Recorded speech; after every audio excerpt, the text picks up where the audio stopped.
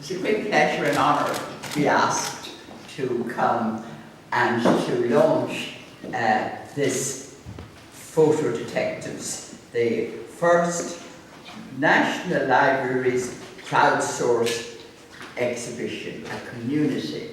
It's just the extraordinary world we're living in, that new communities, new peoples around the world come together on an interest. So I didn't know much about it, but I found it absolutely fascinating.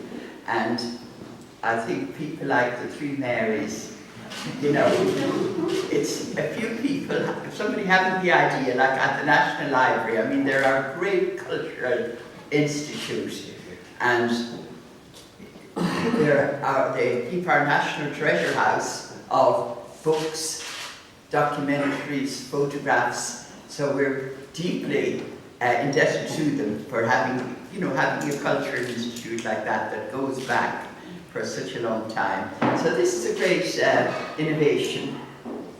So this,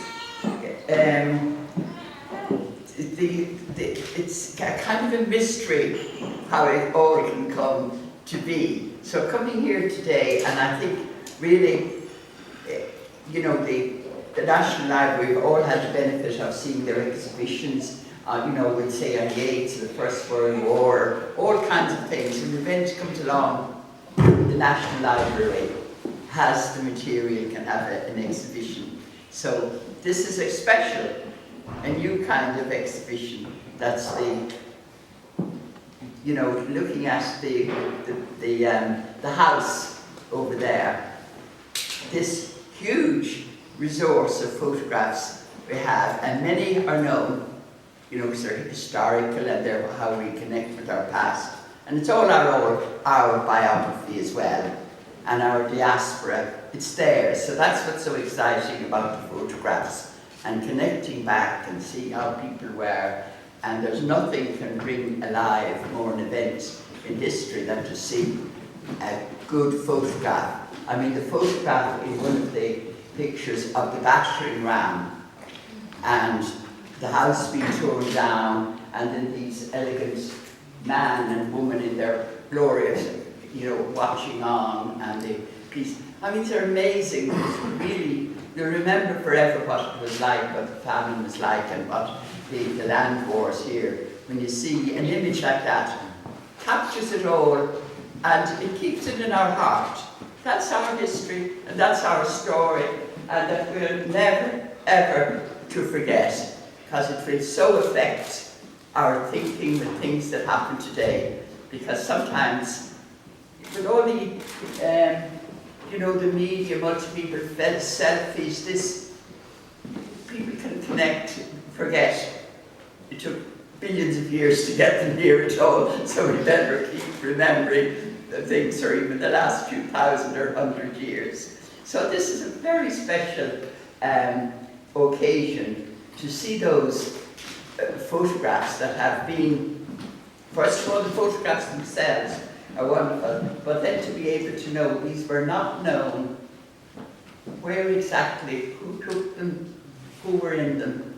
So it's a kind of an exercise in philosophy. You're wondering, because that's, you know, the Sophocles, to wonder. So it gives us that kind of a spiritual or meditative thing, to wonder, to think about something. And it's a disinterested, it's a creative act really, to look at things like that and wonder about them, and then to imagine who, what they might be, and then to actually have people like the Three Marys that can actually, or other people, finding a picture and you say, oh, I mean, the photograph there, photography told me, it was the rock formations behind the picture of the post office was what he recognized, because that's not any of that there now, but he recognized that and set about tracing it, and then discovered that this woman, she's now 97, she actually worked there a long time ago, and he was actually able to meet her and get a photograph of her now. and could identify that this was the schoolmaster, who was probably a very important person to stand in a photograph at the time, you know. So they're wonderful, wonderful stories and wonderful bringing things to life, like Maureen O'Sullivan's that photograph. You wonder who he is. He's obviously the old police force that was here, but it turns out to be Maureen O'Hara's uncle, and he was identified. And then there's a very interesting one here of this, I must mention him, the wolfhounds, the Irish Guards wolfhounds, and they don't know who the boy is. The drummers in the army, they had charge of the mascot. He was the mascot for the Irish Guards. So nobody knows yet, though I'm sure in time they will, who the drummer boy is. But they actually know that the wolfhound was Leitrim boy, and his mother was Carla Nora, and his father was, he's in here somewhere.